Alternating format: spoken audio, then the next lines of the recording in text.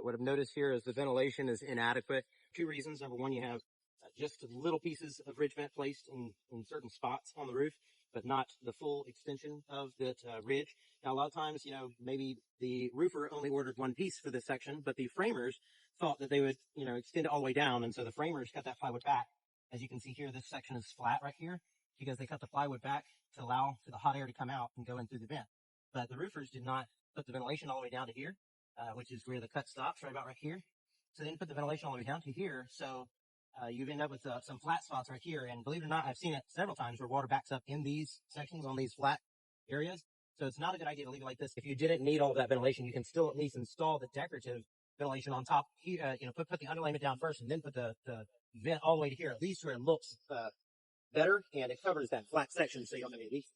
Now, the second problem pertaining to the ventilation on this roof is that you're short-circuiting that ventilation. So cold air is supposed to come in from the intake, the eave, all the way down to the bottom. And that cold air is supposed to come in and it's pushing up that hot air, and the hot air is rising out of the ridge vent right here. Now, what happens when you put another vent in between? Well, one of two things is going to happen. Either this vent is ventilating the hot air and the cold air is still coming down from there. Hopefully that's the case. But then you would have a dead spot right here. So either you'd be pulling air in from here, which is not good because that's not how this is designed.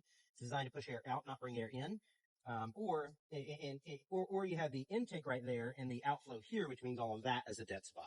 So either way, you don't want to short circuit your ventilation like that. So it's very important that your house has an inspection, that you look at whether your roof is in good condition, if it's healthy, if the system is operating like it should operate, just like your body, just like your vehicle.